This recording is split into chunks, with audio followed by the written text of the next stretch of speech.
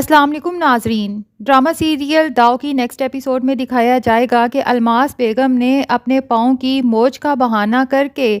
اپنے بیٹے اور بہو کو ہنی مون پر جانے سے تو روک ہی لیا ہے، لیکن اب بھی جب وہ دیکھتی ہے کہ بیٹے نے 1 مہینے کی چھٹی لے رکھی ہے اور سارا دن وہ نیہا کے ساتھ گزارتا ہے اور دونوں آپس میں بہت خوش ہیں، تو انہیں بہت ہی غصہ آتا ہے اور وہ پلان بنا لیتی ہیں کہ اب ان دونوں کو دور دور کیسے رکھنا ہے۔ تو وہ اپنے بیٹے کو بلوا کر کہتی ہیں کہ میں تو بہت ہی پریشان ہوں، اتنی مشکل سے اتنا اچھا پارلر چلایا تھا، لیکن اب اس پاؤں کی موچ کی وجہ سے میں تو پارلر جا ہی نہیں سکتی، میری تو پوری زندگی کی محنت ضائع جائے گی۔ تو عاصم پوچھتا ہے کہ کیا آپ کے مائنڈ میں کوئی پلان ہے؟ تو وہ کہتی ہے کہ میں تو صرف اپنی بہو پر ہی بھروسہ کر سکتی ہوں، اگر میری جگہ پر یہ پارلر چلی جائے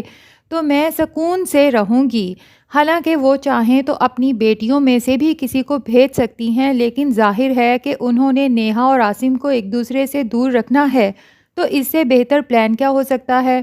اور عاصم جو اپنی ماں کی ہمیشہ ہاں میں ہاں ملاتا ہے، تو وہ فوراً ہی نیہا کی طرف سے کہہ دیتا ہے کہ ہاں نیہا ضرور جائے گی، حالانکہ عاصم کے سامنے ہی نیہا نے کہا تھا کہ میرا اب اس کام میں کوئی انٹرسٹ نہیں ہے۔ لیکن نیہا نہ چاہتے ہوئے بھی عاصم کے حامی بھرنے پر کہہ دے گی کہ ہاں ہاں ٹھیک ہے، میں پارلر سنبھال لوں گی، آپ آرام سے گھر میں ریسٹ کریں۔ اب نیہا پارلر تو چلی جائے گی، لیکن وہاں جا کر وہ دیکھے گی کہ یہاں پر تو سارے پروڈکٹس ہی 2 نمبر ہیں۔ وہ نیلم سے کہہ بھی دے گی کہ مجھے تو یہ پروڈکٹس اوریجنل نہیں لگ رہے، پیکنگ تو امپورٹڈ ہے لیکن سارے پروڈکٹس لوکل ہیں، جس پر نیلم تھوڑی گھبرا جائے گی اور کہے گی کہ نہیں سارے پروڈکٹس ہی امپورٹڈ ہیں، جس پر نیہا کہے گی کہ نہیں نیلم، میں اچھی طرح سے لوکل اور امپورٹڈ پروڈکٹس کا فرق جانتی ہوں۔ تو نیلم کہے گی کہ بس اب یہی ہے اور یہی ہم نے استعمال کرنا ہے، اس لیے آپ ان باتوں کی فکر چھوڑ دیں۔ بہرحال نیہا کا تو وہاں اتنا دل نہیں لگے گا، اسے عاصم یاد آئے گا تو وہ گھر جلدی آ جائے گی، جس پر الماس بیگم کو تو بہت تپ چڑھے گی کہ اسے اتنا جلدی گھر آنے کی کیا ضرورت تھی، اور پھر عاصم کے سامنے ہی کہے گی کہ میں نے تو نیہا پر اعتبار کیا تھا، اسی لیے اپنی جگہ پر اسے پارلر بھیجا تھا، اور یہ اتنی جلدی وہاں سب کچھ چھوڑ چھاڑ کر آ گئی۔ اور نیہا سے بھی کہیں گی کہ بیٹا میں نے تو تم پر بھروسہ کیا تھا اور تم اتنی غیر ذمہ دار نکلی، جس پر عاصم بھی نیہا کو پریشان سا ہو کر دیکھے گا اور نیہا بیچاری شرمندہ ہو جائے گی جیسے اس سے بہت بڑا گناہ ہو گیا ہو۔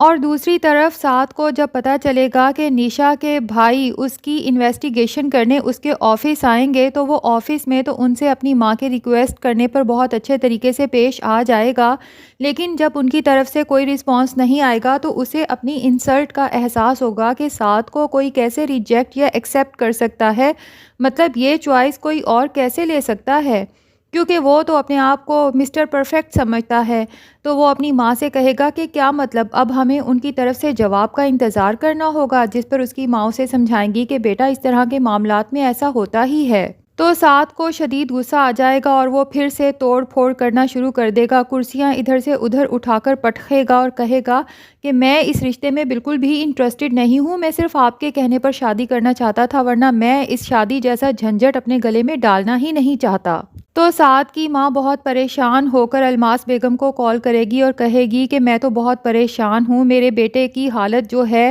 وہ تو مجھ سے ہی نہیں سنبھلتا اور میں شریف لوگوں کو دھوکہ دینے جا رہی ہوں، ان کی اتنی پیاری سی بیٹی ہے اور اس کی زندگی تباہ کرنے جا رہی ہوں۔ تو الماس بیگم بجائے پیچھے ہٹنے کے عابدہ کو ہی سمجھائیں گی کہ عابدہ تمہیں اتنا زیادہ پریشان ہونے کی کیا ضرورت ہے،